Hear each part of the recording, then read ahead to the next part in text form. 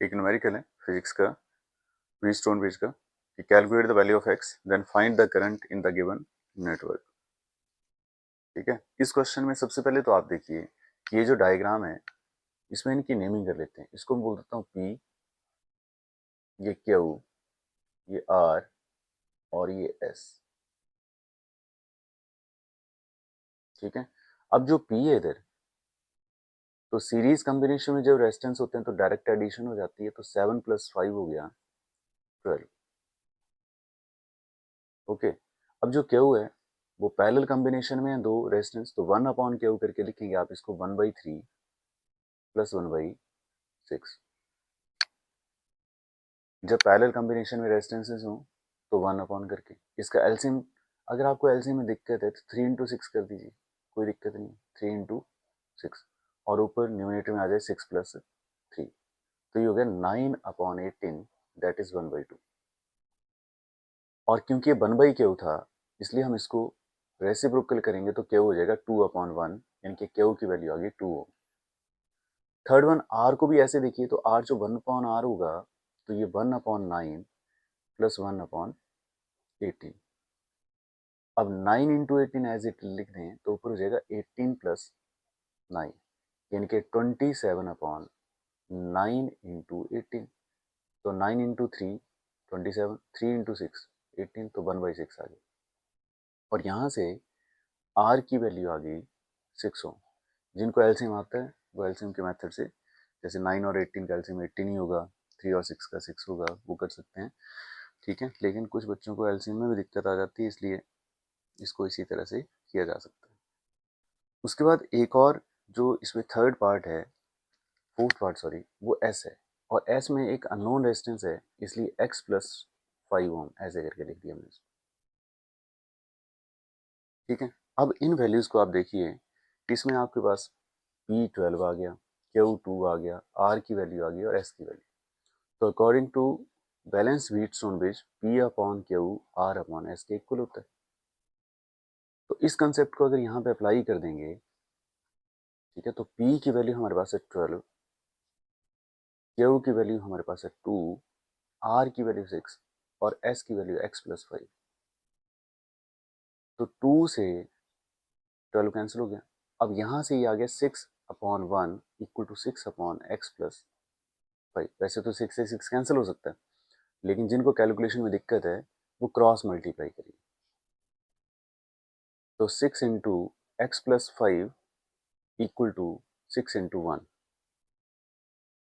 तो 6x + 30 = 6, that is 6x =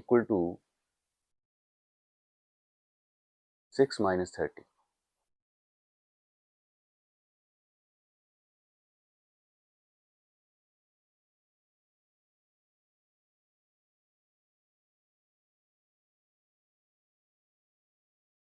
तो यहाँ से 6x की वैल्यू, हमारे पास जो वैल्यू आई वो आ गया 24 विद नेगेटिव साइन, और x की वैल्यू आ गई -24/6।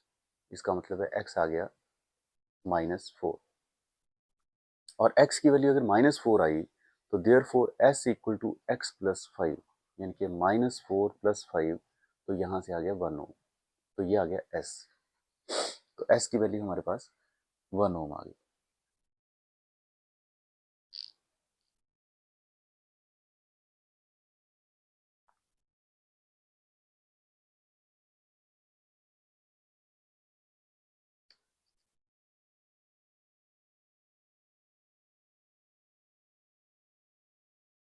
तो ये बैलेंस व्हीटस्टोन ब्रिज के लिए फर्स्ट पार्ट हुआ इस क्वेश्चन में।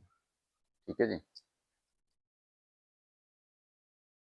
तो मैं एक कंसेप्ट को समझा रहा था कि सबसे पहले पी कैलकुलेट किया आपने, क्यू कैलकुलेट किया। ठीक है, जब पैरेलल कॉम्बिनेशन हो तो 1/, करके सॉल्व करना है आपको। ठीक है, एलसीएम की दिक्कत है, दो ही नंबर है तो उनको दोनों को प्रोडक्ट में लिख दिया। तो इस तरह से आप इसको सॉल्व कर सकते हैं। अब जब मैं एस की वैल्यू तक पहुंच गया तो अगली डायग्राम मैं फिर से ड्रा करूंगा। एक्स को रिवर्स सब्स्टिट्यूशन किया, -4 + 5, तो ये आ गया हमारे पास 1। अब मैं इस डायग्राम को इधर ए और ये बी लिख देता हूँ। तो आप देखेंगे कि ए से अपवर्ड डायरेक्शन में दो कॉम्बिनेशन थे, पी और क्यू सीरीज में। ऐसे डाउनवर्ड में भी दो ही कॉम्बिनेशन थे, आर और एस। ये बी पॉइंट आ गया, ये ए। अब पी की वैल्यू आपके पास है 12 ओम, ठीक है जी, और क्यू की वैल्यू आपके पास है 2 ओम, आर की वैल्यू आपके पास है 6 ओम, और एस की वैल्यू आपके पास है 1 ओम, और इसके साथ एक्सटर्नली 140 वोल्ट और एक रेजिस्टेंस और है। तो ये डायग्राम आ जाएगी जैसे 7/13 और ये 140 वोल्ट। और अब हमें करंट को कैलकुलेट करना है।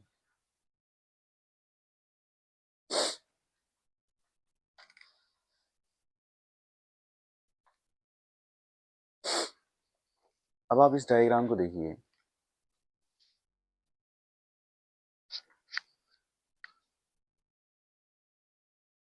जो लास्ट डायग्राम है इसमें पी और क्यू सीरीज में, तो सीरीज में तो डायग्राम पे ही सॉल्व कर सकते हैं इसको।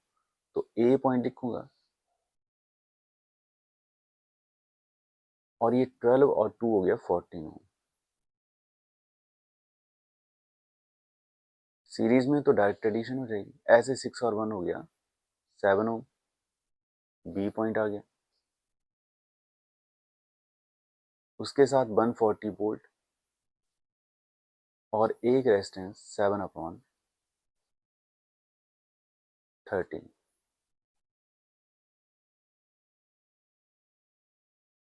और ये 140 वोल्ट। ठीक है, जब सीरीज में तो डायरेक्ट एडिशन कर दी। अब ये 14 और 7, अगर मैं 14 और 7 की बात करूं, तो 14 और 7 अभी पैरेलल कॉम्बिनेशन में है। तो पैरेलल कॉम्बिनेशन में इसको कोई और नाम दे दो आप, 1/R1 करके बोल दो, 1/14 प्लस 1/7। तो एलसीएम की दिक्कत फिर से है, तो मैं इसको 14 इंटू 7 कर देता हूँ, और ऊपर 7 प्लस 14। तो ये हो गया 21/14 इंटू 7, और 7 3 है, तो यहाँ से आ गया हमारे पास 3/14। That is R1 equal to 14/3। Reciprocal करना ना भूलिए। तो यहाँ से R1 की वैल्यू आ गई 14/3।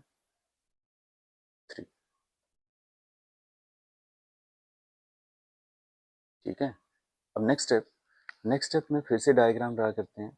तो हमारे पास एक रेजिस्टेंस आ गया ये, जो कि 14/3 है, और उसके साथ एक बैटरी कनेक्ट थी 140 वोल्ट, और साथ में रेजिस्टेंस था 7/13।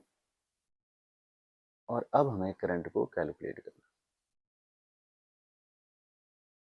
लेकिन अभी भी हमारी दिक्कत ये है कि यहाँ पे दो रेजिस्टेंस है और दोनों को एक ही करंट मिल रहा है, तो सीरीज कॉम्बिनेशन है। तो आर इक्विवेलेंट इक्वल टू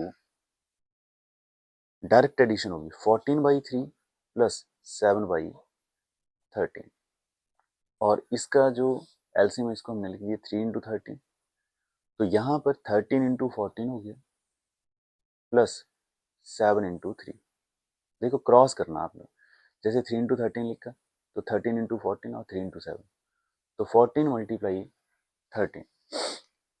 ठीक है, तो 13 4 जा 52, 5 बच गया, 13 और 5 18, 182 प्लस 21/39। तो यहाँ से मेरे पास आ रहा है फिर ये 302, 203/39। तो ये मेरे पास आ गया रेजिस्टेंस, यहाँ तक मेरे बात। अब आर इक्विवेलेंट की वैल्यू अभी मेरे पास है 203/39।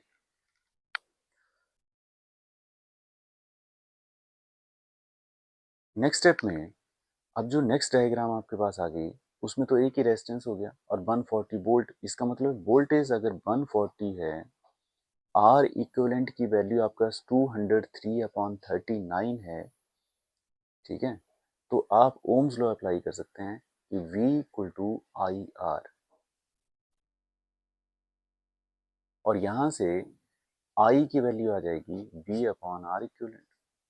तो वोल्टेज है 140 अपॉन 203/39।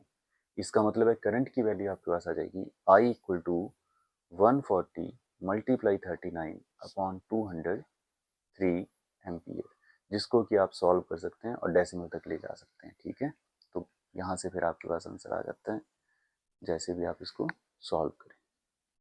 ओके, तो ये सोल्यूशन है इसका। एक बार फिर से देख लीजिए, ठीक है, कि शॉर्ट में क्या क्या बोल रहा था मैं।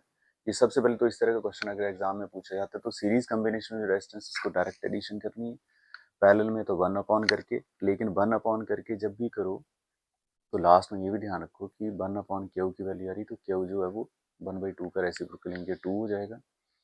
जब जहाँ पे x है उसको देख लीजिए सीरीज पैरेलल में कैसे, जैसे सीरीज में तो x+5, Wheatstone bridge, balance Wheatstone bridge का equation P upon Q R upon S apply करिए, S की वैल्यू कैलकुलेट करिए, रिवर्स सब्स्टिट्यूशन करिए, फिर नेक्स्ट डायग्राम आ जाएगी P और Q सीरीज में, R और S सीरीज में, और सीरीज को डायरेक्ट आप सॉल्व कर सकते हैं, जैसे 12 और 2 14 हो गया और 6 और 1 हो गया 7। तो नेक्स्ट डायग्राम फिर इस तरह से आ जाती है। फिर 14 और 7 पैरेलल कॉम्बिनेशन में है, तो पैरेलल में है तो उसको आप सॉल्व कर सकते हैं 1/R1 नेमिंग करके। तो एलसीएम आता हो तो बिल्कुल क्लियरिटी के साथ, नहीं तो इसको ऐसे ही 14 × 7 करके सॉल्व कर दीजिए। फिर रेसिप्रोकल किया क्योंकि 1/R1 की वैल्यू आ रही थी। फिर 14/3 और 7/13 जो है वो सीरीज कॉम्बिनेशन में है, दिख पैरेलल में रहा, एक ही करंट इनको मिल रहा है, तो सीरीज कॉम्बिनेशन में डायरेक्ट एडिशन, वहां से वैल्यू आई 203/39। अगर इसको डेसिमल में लिख लेते अप्रॉक्सीमेटली, मैं जैसे बता रहा हूँ यहाँ पे अगर अप्रॉक्सीमेटली में इसको लिखता तो 203 को 39 से डिवाइड कर लेता हूँ। ठीक है, तो 203 को 39 से डिवाइड करते हैं अगर, तो 5 अगर मैं 5 से करता हूँ तो 39 × 5 45, 4 18 185, 6 से ज़्यादा ही हो जाएगा, तो यहाँ से ही हमारे पास आ गया 15 4 19। ठीक है, तो यहाँ पे हमारे पास 45, 4 बचे थे, 15 4 19, तो यहाँ पे 5 से आ गया 195। अब बचा मेरे पास 8 और 8 बचे, तो जब मैं इसको 0 लगा दूंगा ना इधर, तो यहाँ पे आ जाएगा डेसिमल, और 39 2 यानी कि अप्रॉक्सीमेट वैल्यू बोल रहा हूँ, तो यहाँ पे वैल्यू आती है 5.2। अगर ये 5.2 ओम करके करता मैं इसको, तो यहाँ से करंट की वैल्यू आती, करंट वोल्टेज 140/5.2। ठीक है, 5.2, इसका मतलब करंट की वैल्यू आती 1400/52 एम्पियर। और जिसको अगर हम सॉल्व करें तो 1400 को 52 से डिवाइड कर लेते हैं। ठीक है, तो 2 से करेंगे तो ये आ जाएगा 4 और 104, और 104 तो ये 6 और ये 36 जीरो। अब 7 से, तो 7 से ये बनेगा 52 × 7 14, 1 35 और 1 36, ज़्यादा हो गया ये, तो यहाँ से 6 से कर देते हैं 12 31। ठीक है, तो यहाँ से आ गया हमारे पास 8 और 4 0 पॉइंट, और यहाँ पे 9 से भी करते हैं तो 26.9 अप्रॉक्सीमेटली इतना करंट आएगा। ठीक है, तो ये आंसर आ जाएगा इसका 26.9। ठीक है, लेकिन आंसर पे पहुंचना अलग बात है, पहले स्टेप बाय स्टेप इस बात को समझना जरूरी है। ठीक है, थैंक यू।